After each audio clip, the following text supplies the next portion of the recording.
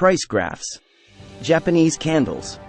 This is the price chart of the S&P 500, which represents the basket of the 500 largest American companies. The price charts are drawn with candles.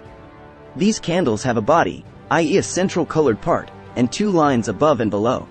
The green candle is bullish, and the white candle is bearish. 33. Each candle provides two pieces of data, the opening and the closing. In a bullish candle, the price goes up, so we have an opening on one level and a closing on a higher level. In a bearish candle, on the other hand, the price falls and will close below where it opened. There are also high and low levels, i.e., the highest and lowest levels the price reaches. These candles are called OHLCs and represent a specific time interval. 34. Time frames. We look at these charts on the TradingView platform, our favorite platform for charting, that is, for looking at price charts.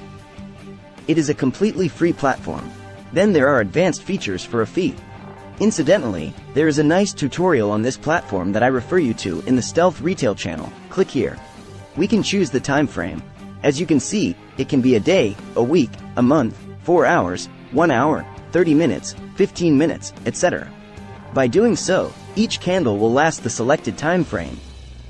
What does this mean? That a one-day candle gives us a view of the fluctuations of a single day. If we move from daily to H4, we will have a very similar but more zoomed view. How come? Because a daily candle is made up of as many as 6 H4 candles.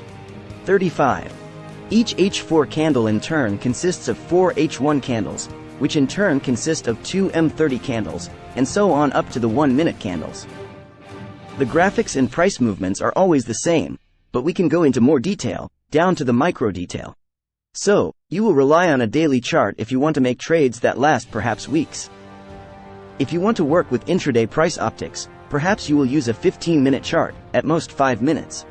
If, on the other hand, the trade is much more short-term in nature, perhaps you go down to 1 minute to identify the information you need to make your entries. Supply and demand. What moves the financial markets? As we have understood, an asset's supply and demand can vary for fundamental and macroeconomic reasons. Fundamental reasons can be many. Take, for example, Amazon's stock. 36. This is the graph of Amazon's share price in the US market. Good news about Amazon may happen. Maybe it has started a new project that investors like, and so they buy Amazon's shares, driving up the price.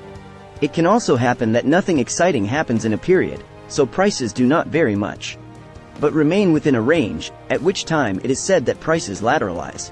37. Or the central bank may decide to raise interest rates, thus heralding a recession. The markets will be a little more spooked, and investors may sell Amazon's shares, causing prices to fall. 38.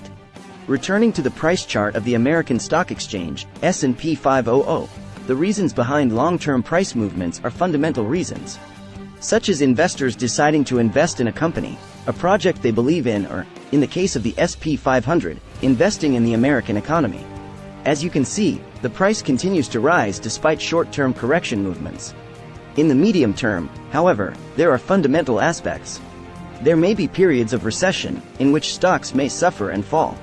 Even in the medium term, the reasons that drive price movements are panic and euphoria in investors, the so-called sentiment. Then there are also price movements given by the rebalancing of the portfolios of large players. Now that we have understood this, let us turn to the market structure.